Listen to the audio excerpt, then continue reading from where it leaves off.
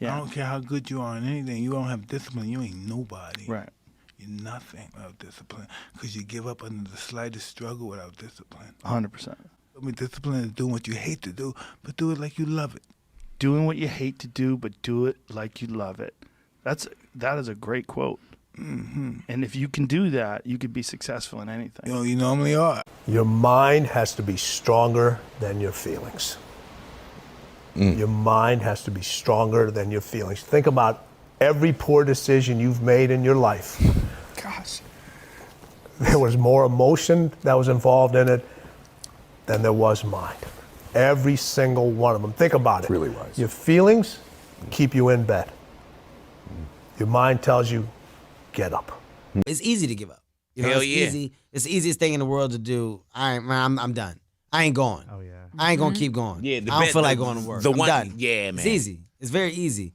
But what's hard is going, yesterday I got nothing from working as hard as I could. Nothing happened from that. I'm going to do the same thing again today, but I'm going to try to go harder. That's the hardest thing in the world. To get up every day and give 100% and be in the same position that you were each day, but mentally know that you're trying and trying and trying. That's a real grind. It's been very fun especially talking to young men about this. It's like, well, and that's the other thing too, is I think the world is full of darkness, let's say. And we could say each of us have a little bit of light. And if we release that light, if we let it shine properly, Christ, it's too cliched to go on with in some sense, but the world is a lesser place if you do not reveal from within yourself what you have to reveal. And the fact that the world is a lesser place actually turns out not to be trivial. Like if you aren't everything you could be, more people will die, more people will suffer, more evil will be unconstrained, more tyranny will reign, more chaos will remain chaotic and dangerous, all of that. Do you mean this in the sense of like the old proverb of the wings of a butterfly fluttering become a hurricane? It's something similar to that, but it can even be more local. It's like your family is more messed up than it could be if you were less messed up than you are. Right. So if you just got your act together, like 10% more, your family would be 1% better. Right. It's like, well, do it. And that would ripple off into the people that they interact with. Yes, and ripple, that's the other thing that's so cool is that, like, people think, well, there's 7 billion of us, and each of us is just this separate dust mote, like floating in the cosmos, and what the hell difference does it make what you do anyways? It's like, that is not how we're connected. It's like, you're the center of a network, and you know way more people than this, but let's say typically, you're going to know 1,000 people in your life, well enough to have an impact on them, okay? And each of those 1,000 people is going to know 1,000 people. So you're one step from 1 million and 2 steps from 1 billion. And we are networked, technically. That's how human interactions work. And so when you do something that you shouldn't do, it's worse than you think. And when you do something that you should do, it's better than you think. And so you think, well, this is why I've been telling people, well, clean up your room. It's like, well, your room is actually networked too. It's not that easy to clean up your room, to set it. So you want your room to be set up so that when you walk in there, it tells you to be better than you generally are. It's organized, it's got direction, everything's in its place. You try to do that in a chaotic household. You know, I've watched people do this because I had students do these sorts of things as assignments. I'd say, look, pick a small moral goal, clean up your room, and just write down what happens as a consequence. So maybe these are students in a chaotic household. The whole place is a bloody mess. No one's taking any responsibility for anything. And so they decide they're going to start to clean up their room. And then the people in the household notice. Well, the first thing they do is get pissed off. It's like, who do you think you are? Like, you think you're better than us? Like, why do you think this is worthwhile? Who died and made you God? All of that. So just by trying to organize this little part of their life, they immediately run into the people whose actions they're casting in a dim light by trying to improve themselves to some degree. They might have to have like a thorough war in their household to be allowed to do something as simple as keep the room orderly. They find out very rapidly that A, that's way more difficult than it sounds, and B, that the consequences of it are far more far-reaching than people think. So that's quite fun. You know, because maybe part of it is that like everything around you is full of potential. Everything. Maybe more potential than you could ever possibly utilize. And so maybe all you have is this little rat hole of a room in some rundown place in the world. It's like, fix it up. There's more there than you think. See what happens if you fix it up. And you'll fix yourself up simultaneously because you have to get disciplined in order to fix up the room. And then you have a fixed up room and you'll be a more fixed up person. It's like, you think that nothing will happen as a consequence of that? It's like all hell will break loose as a consequence of that. Trust me, you have a mindset right now, just like I have a mindset. It's how we view life. I know people with a negative mindset, which basically they view everything in a negative way. I know people with a positive mindset, which means they view everything in a positive way. People with an abundance mindset, a scarcity mindset. It's a way of thinking. The question is, how did we get there? How did we get that mindset? Through practice and habits. People that have a negative mindset have continually thought negatively. People that have a positive mindset have continually thought positively. You see, the things I do today determines the habits I have tomorrow, which determines the mindset that I have for life. So go back to what you do daily and ask yourself, what kind of a mindset am I developing today?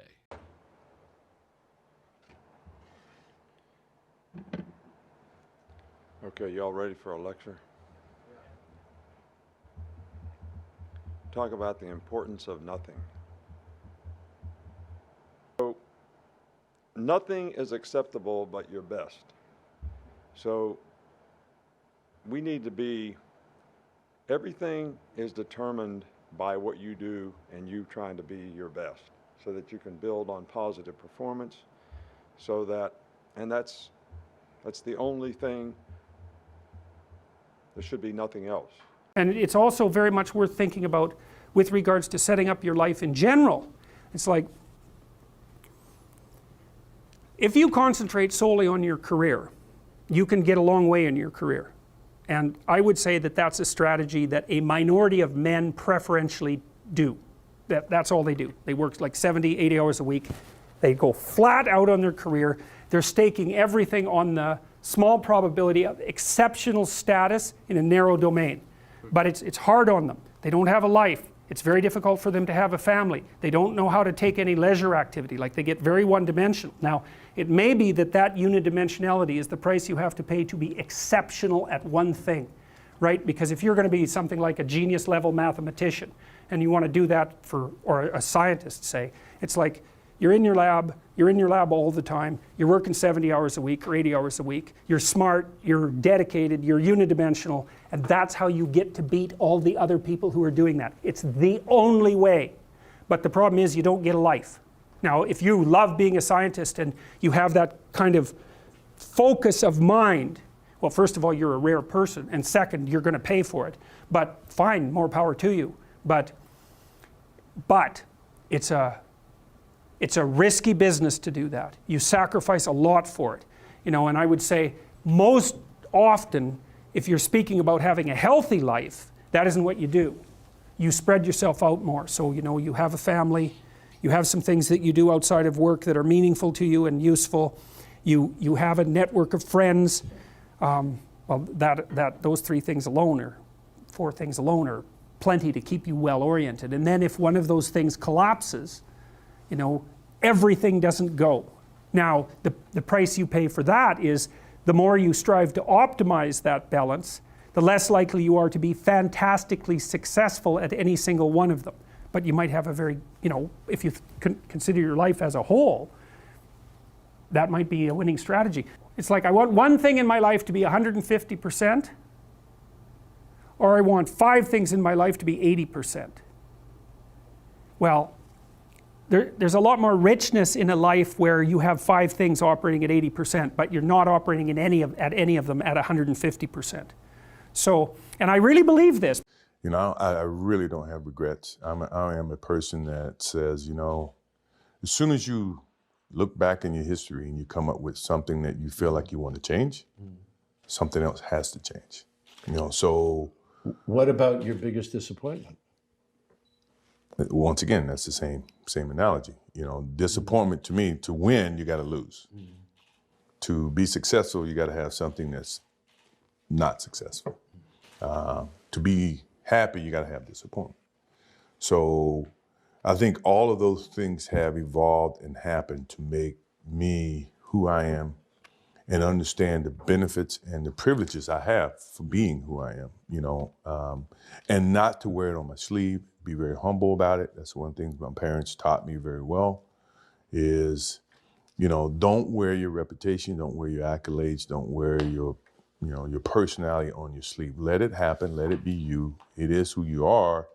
Don't hide from it, but don't wear it and rub it in people's face. You talk about performance without a purpose. Mm-hmm.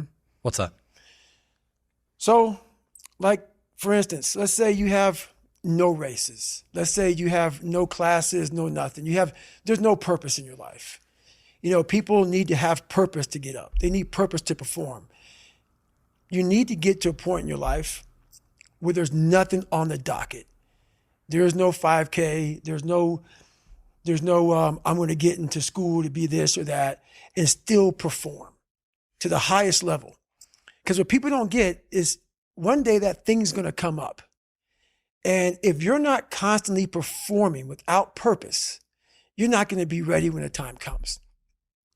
It's this magical thing, purpose, that we're all looking for. But what's funny about it all is that we need these things to perform.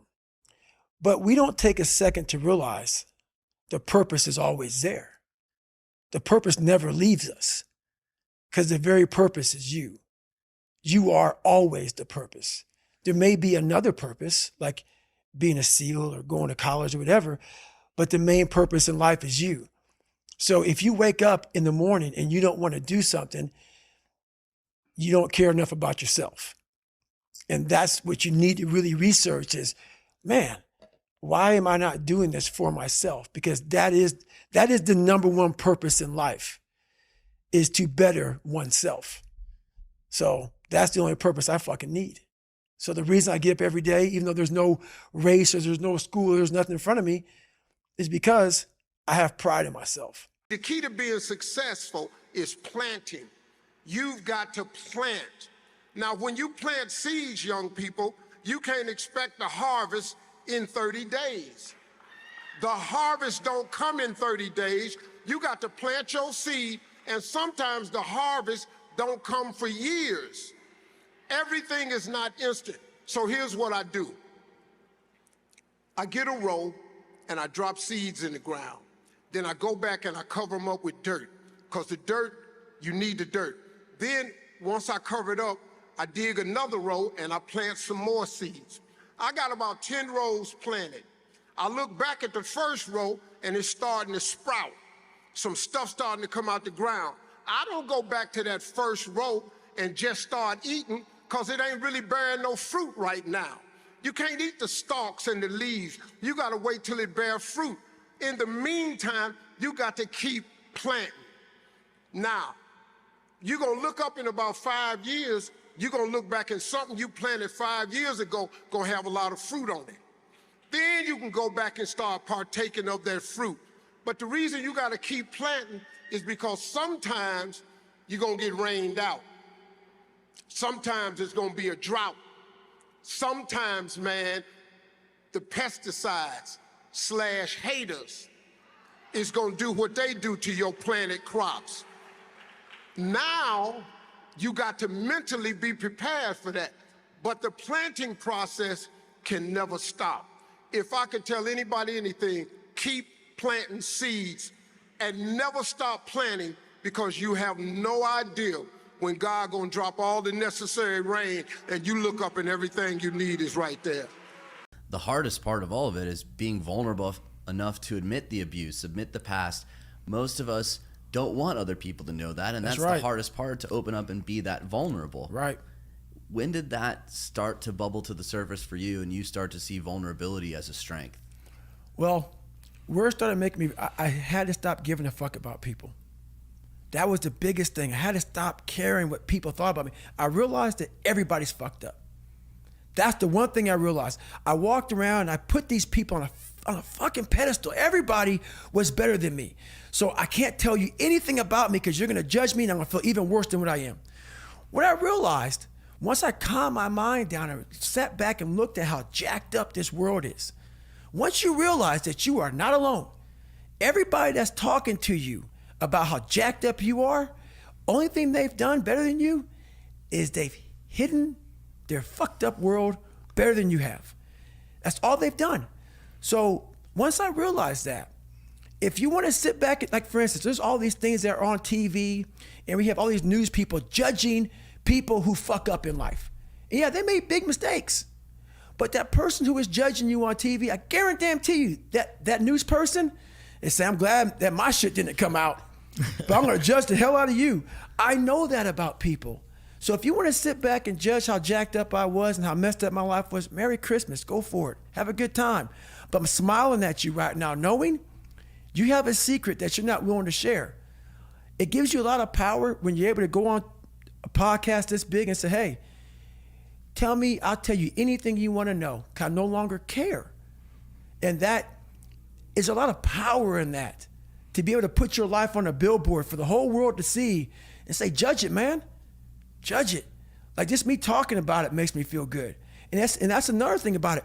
When you are willing to talk about how jacked up you are, the strength, that big rock that you carry, it just starts to come off you. It just starts to come off. That's why I do it so often. I'm like, hey man, I'll tell you anything you want to know. I'm tired of being afraid. I'm tired of not telling you shit. I'm tired of lying about how good I'm not. I found that nothing in life is worthwhile unless you take risks. Nothing. Nelson Mandela said, there is no passion to be found playing small and settling for a life that's less than the one you're capable of living. Now, I'm sure in your experiences in school and applying to college and picking your major and deciding what you want to do with life, I'm sure people have told you to make sure you have something to fall back on. Make sure you got something to fall back on, honey. But I never understood that concept, having something to fall back on. If I'm going to fall, I don't want to fall back on anything except my faith. I want to fall forward. I figure at least this way I'll see what I'm going to hit. Fall forward. This is what I mean. Reggie Jackson struck out 2,600 times in his career, the most in the history of baseball. But you don't hear about the strikeouts. People remember the home runs. Fall forward. Thomas Edison conducted 1,000 failed experiments. Did you know that? I didn't know that. Because the 1,001st was the light bulb. Fall forward. Every failed experiment is one step closer to success. You've got to take risks. Because as humans, I think naturally we go into situations sometimes and we're selfish. And so we want to see, how can this benefit me? How can I go into the situation and it best benefits me and everybody that I'm connected? Like, how can I get the edge in this situation? Instead of stepping back and understanding that when you're selfish, it's a dangerous thing, because when you're selfish and you go into situations at a certain point in life, we're always going to come up against something that's a lot tougher than us. And if we're always selfish, 9 out of 10 times, if the only thing we think about is just ourselves, when we hit something that's a lot tougher than us, we don't have a driving force to do what we do. And so it's easy for us to surrender, step back and say, man, forget it.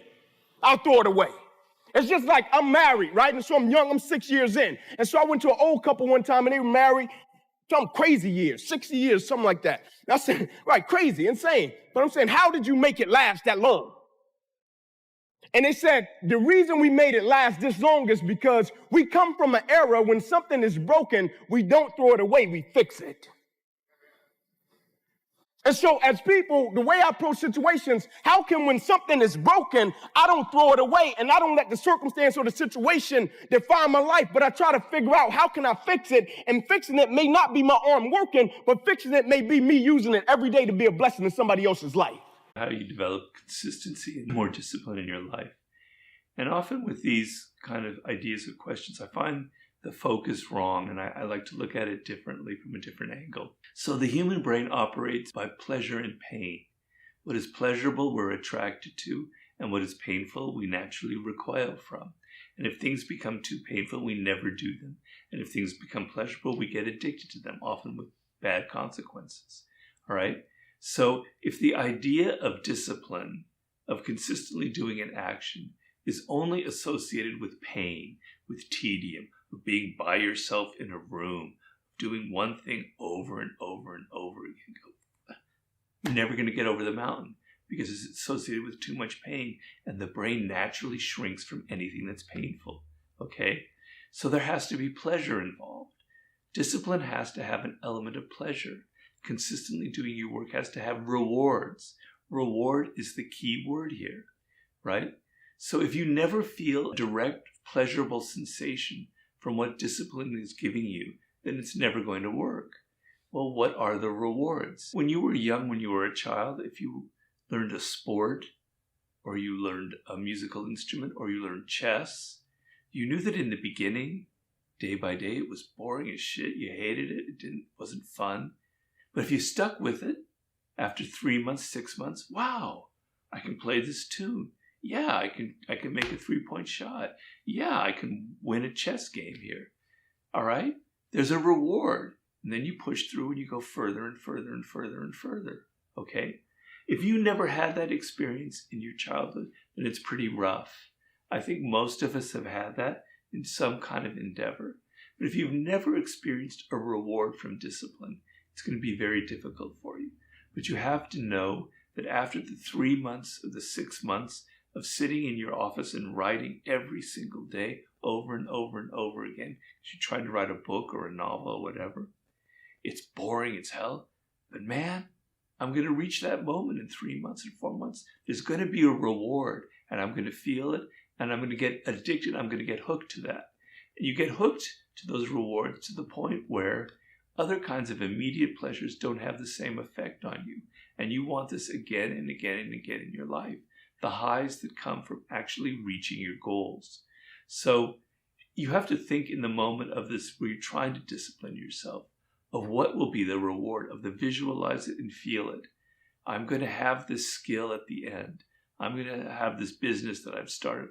I'm going to have this sense of pride. I'm going to have this sense that I got where I wanted to. And literally visualize it and imagine it and feel it in your body and know that that's where I'm going to have that reward at some point. And if it's too much drudgery and tedium, you're never going to get past that point. So that's sort of my main lesson there. In life, we have these 5 buckets, right? The first bucket is our knowledge, which is what we know. When we apply what we know, it becomes a skill, right? And these first 2 buckets, your knowledge and your skills, are the only buckets in your life that no professional earthquake can ever unfill. They're also the buckets that overflow to fill these last 3 buckets, which is your network, your resources, and your reputation. When you have knowledge and skills, you'll undoubtedly build a network. That will lead to resources, and finally, reputation. Life can take away these last 3 buckets, but if you're a young person, the key takeaway here is when you're selecting that job, like I was at 16, 17, 18, 19 years old, don't select for reputation, a nice jobs title. Don't even select for resources, getting paid more. Focus on jobs that will fill these first 2 buckets, which is knowledge and skills. You want to have more joy and satisfaction at work, you need to engage it differently, even when it sucks. How many of you have had like 3 months of doing suck work? Anybody? Just like the last 3 months, you're like, God, this sucks. Anybody? Yeah, you should celebrate that. Say, that's me. It's totally okay when you have suck work sometime. How do you engage with it? Because what most people do, they hate it. They hate the struggle. They hate the suck. But if you ever worked with elite army people, they have this great saying, right? Especially the Green Berets, I love that saying. They say you have to embrace the suck. And I was like, ooh, that's good, guys. You got to embrace the suck. Because you know what? If you avoid it or you hate it, look, anything you pour hate on grows into a monster. Anything you grow hate on. If you hate taking out the garbage, guess what taking out the garbage is to you now? A monster. It's just garbage. But you hate taking out the garbage, so now it becomes a thing to you and your spouse. The garbage became a monster between you and your spouse. Really? It's because someone applied hate on that garbage, right? You apply hate to anything, it grows into a monster. You hate the commute to work, and you got to do it every day. How does that feel? You hate doing email, and you got to do it every day. How does that feel? You hate bringing that topic up with your spouse. How does that feel? And there's a very deep truth here that points to the arising of a mentally created self-image that people have and live with. So it's almost as if you had a phantom that walks with you wherever you go. That is your mind-created image or concept of who you are. And that is what we call the ego. The ego is a mental image conditioned by the past, conditioned by your environment and many other factors. A mental image, a conceptual sense of self that you identify with so completely that you disappear in it and live through it. You believe that that is who you are. When nothing seems to go right, I sometimes think of a stonecutter hammering away at his rock 100 times without a dent in it.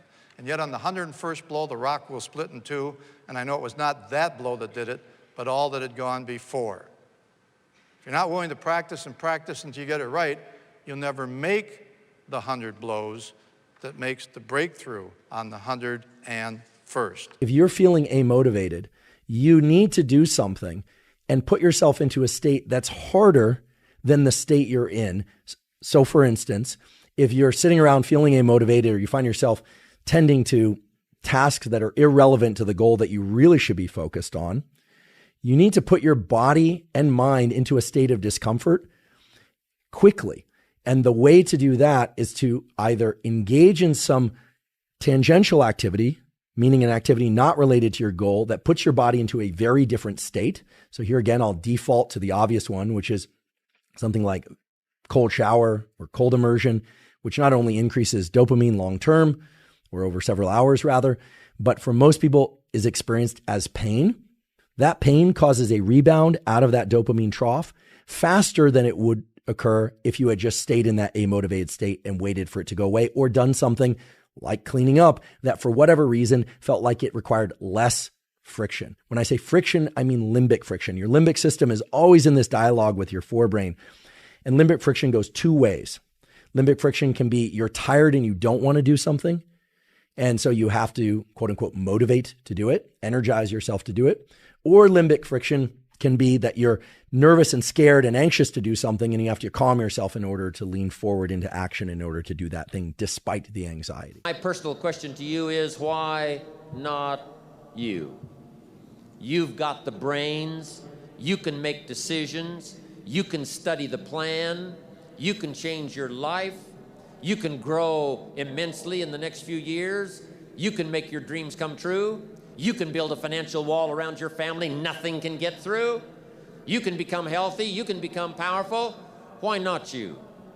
And I'm here to say that I'm ready to pledge my support to make your personal dreams come true. I asked the question, why not you?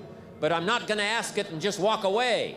I'm going to ask it and walk with you in this journey as we take Herbalife around the world. And now here's my last question. My very last question on the questions to ponder is, why not now? There never was a better time. Mark has brought Herbalife to an incredible mountaintop. He's brought Herbalife with the help of others who have brought it here. It has been brought to a special moment. Barcelona was special, and Orlando was outrageous. But I'm telling you, this extravaganza has been the most awesome thing I have ever seen. All of your cooperation, the way you have learned and listened and worked hard to get it all, I congratulate you for that. But Mark brought us here. And what a time now for us to take this dream and not let it die. Take this dream and give it life. Take this dream and breathe into it your own personal spirit until finally it becomes a flame that burns around the whole world. Let's go do it now.